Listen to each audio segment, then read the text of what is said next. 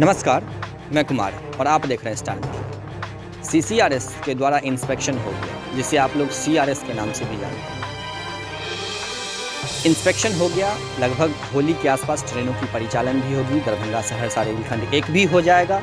मिथिलावासी को एक सौगातें भी मिल जाएगी, परंतु एक आशंका बनी हुई है ब्रिज संख्या 133 को लेकर के, जिसे हम भूतही बलान के भी नाम से जानते हैं। इस ब्रिज को लेकर के एक आशंका बनी हुई है, जो ट्रेन का परिचालन होगा या नहीं होगा। वैसे एक ही ब्रिज नहीं है ऐसा, अगर देखा जाए तो झंझारपुर से लेकर के आसनपुर कुफा के बीच कुल 4 ब्रिज ऐसे हैं अभी वर्तमान में, जिसको लेकर के आशंका बनी रहती है हर एक के मन में। एक सबसे पहले बोदई बुदराही के पास का पुल, दूसरी ब्रिज जो मैं आपको इस वीडियो में दिखाने जा रहा हूं, जहां अधिकारियों को श्री शैलेंद्र कुमार पाठक ने जमकर फटकार लगाई थी। उस वीडियो का लाइव फुटेज में आपको अभी दिखाने वाला हूं। तीसरी ब्रिज जो आसनपुर कुफा और निर्मली के बीच में, और चौथी ब्रिज भी आसनपुर कुफा और निर्मली के बीच में ही है, जिस पर अभी निर्माण कार्य चल रहा है। तो ये कुल 4 ब्रिज ऐसी है जिसको लेकर के संभावनाएं बनी हुई है, एक आशंका बनी हुई है, जो ट्रेन की परिचालन में कहीं ये रुकावट न डाल दे। मैं आपको सारी कहानी बताता हूँ। ब्रिज संख्या 133 भूतही बलान के पास। भूतही बलान के ब्रिज को तैयार करते समय इंजीनियरों ने इसमें कुल 65,000 बोल्ट टाइट किए। ये भी एक्यूरेट नहीं पता है, क्योंकि उन लोगों को, इंजीनियरों को ऐसी जानकारी है ही नहीं कि इसमें टोटल कितने बोल्ट लगाए गए हैं। ये एक अनुमानित क्वांटिटी है जो मैं अभी आपको बताया। 65,000 बोल्ट इसमें टाइट किए हैं, जिसमें से कुल 6500 बोल्ट इंजीनियरों को बदलने हैं। वो भी कब? जब श्री शैलेश कुमार पाठक ने कहा, CCRS श्री शैलेश कुमार पाठक ने कहा तब। इस बोल्ट्स, कुल 6500 बोल्ट्स को बदलने में कुल लगभग 30 दिनों का समय मजदूर को लगेगा, परंतु अभी तक इस ब्रिज पर कार्य शुरू नहीं हुआ है। श्री शैलेश कुमार पाठक ने कहा था 2 दिनों में रिपोर्ट तैयार कर आप हमें भेजें और उसके उपरांत आप इस बोल्ट्स को बदलने का कार्य शुरू करें। परंतु मेरे संवाददाता बिरजू ठाकुर जब वहां पहुंचे आज, तो वहां पर कुछ ऐसी स्थिति नहीं बनी हुई है जिससे ऐसा प्रतीत हो जो यहाँ बोल्ट्स बदलने का कार्य चल रहा है। वहाँ के लेबर मजदूर के अनुसार एक दिन में कुल 200 बोल्ट्स ही बदले जा सकते हैं, यानी 6500 बोल्ट्स बदलने के लिए कुल 30 दिनों से ज़्यादा की समय चाहिए। परंतु आज 3 दिन बीत गया, परंतु और स्थिति जस की तस बनी हुई है।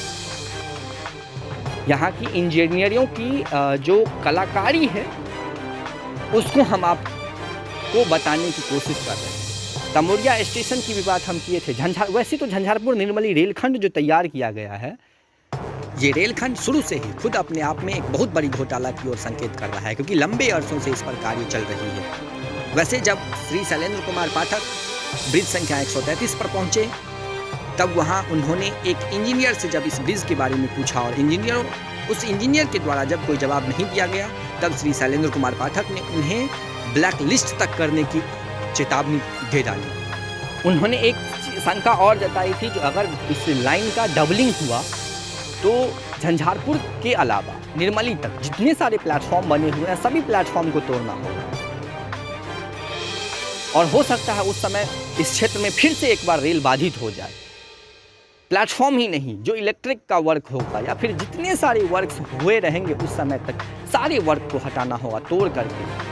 तो ये भी एक शंका जताई थी, लेकिन ये भविष्य की बात हो गई। हम वर्तमान की बात कर रहे हैं ब्रिज संख्या 135 से, जो भूतही बलान का है। 30 दिनों का कार्य अभी 3 दिन बीत चुका है, परंतु शुरू नहीं किया गया। इसीलिए मैंने पहले आपको बताया, जो ट्रेन परिचालन को लेकर के अभी भी इस रेलखंड पर बहुत बड़ी समस्या बनी हुई है, जो आखिर ट्रेन परिचालन होगी कि नहीं होगी। हालांकि अगर सेफ्टी की दृष्टि से जब पूछा गया श्री शैलेश कुमार पाठक से, तो उन्होंने कहा अगर सेफ्टी की दृष्टि से देखा जाए तो 65,000 में 6500 बोल्ट्स कोई बड़ी मायने नहीं रखती है।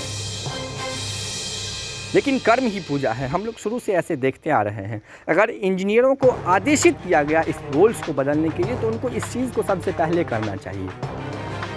कार्य न शुरू होना, रिपोर्ट न तैयार होना, कहीं ऐसा न हो कि इस रेलखंड पर ट्रेन का परिचालन को लेकर के दिया गया समय और आगे बढ़ा दे। वैसे जितनी सारी कार्य चल रही है, इसकी वीडियो फुटेज हम आपको लगातार दिखाए हैं। ब्रिज संख्या 133 का ये वीडियो फुटेज, जिसमें वोल्ट्स को लेकर के प्रॉब्लम आ रहे हैं, जो आप लगातार हमारे संवाददाता की मदद से अभी तक इस रेलखंड की खबर लिए हैं और आगे भी लेते रहेंगे।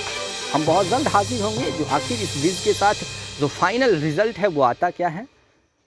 वीडियो अगर अच्छा लगे तो शेयर कीजिएगा, और चैनल पर नए हैं चैनल को सब्सक्राइब कीजिएगा।